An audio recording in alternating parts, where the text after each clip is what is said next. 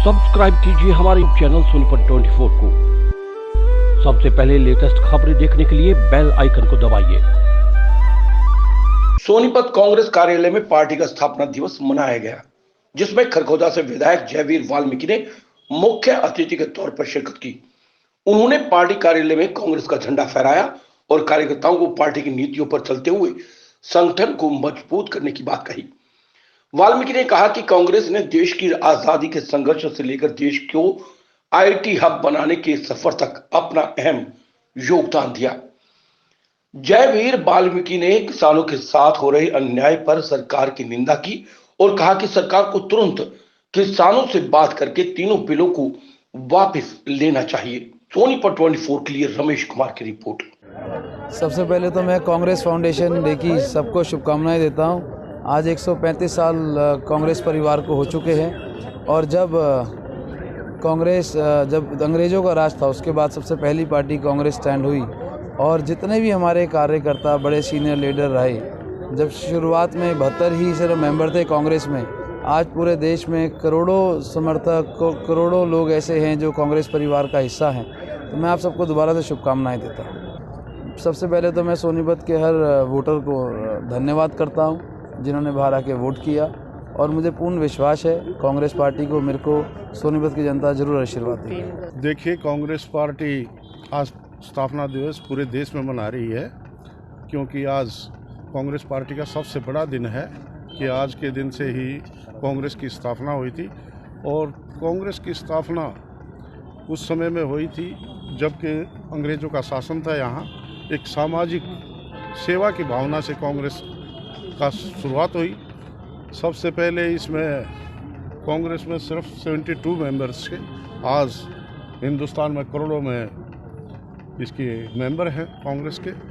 और इस अवसर पर मैं तो कहना चाहूँगा कि जो लोग ये बोलते हैं कि कांग्रेस ने कुछ नहीं किया 70 सालों में, आज जो कुछ देश में है ये सब कांग्रेस की देन है।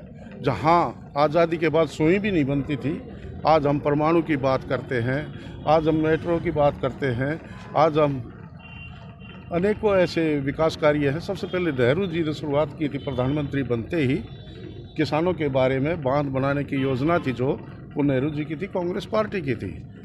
और हर कदम पे कांग्रेस पार्टी ने हमेशा आम आदमी का, समाज का, बगैर किसी जाति भेदभाव के कांग्रेस ने हमेशा लोगों के हित की बात की।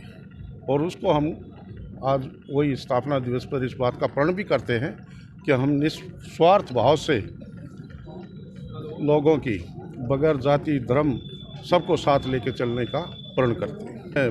बिल्कुल हम हर वार्ड में घूमे हैं और सभी साथी वर्करों ने जी तोड़ मेहनत की है और उसका ही नतीजा है कि यहाँ से हमारा मेयर भी बनने जा रहा है। और कांग्रेस मेंबरशिप जो वार्ड के मेंबर हैं उनमें भी कांग्रेस भारी मतों से जीत के आगे चल रही है। देखिए, किसान आंदोलन चल रहा है, ये बड़ी अफसोस की बात है।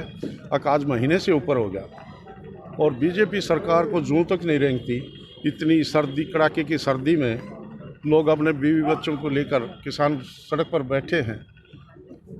तो मैं तो समझता हूँ सरकार ने तुरंत ये कानून रद्द कर देने चाहिए और किसानों की भलाई के लिए ऐसे कानून बनाए जाएं ताकि किसान आगे बढ़ सके। क्योंकि किसान ही एक ऐसा है, कोरोना काल में भी हर एक धंधे ठप हुए, लेकिन किसान ने खेत में खड़े होकर काम किया और पूरे मानव जाति का पेट भरने का काम किया है।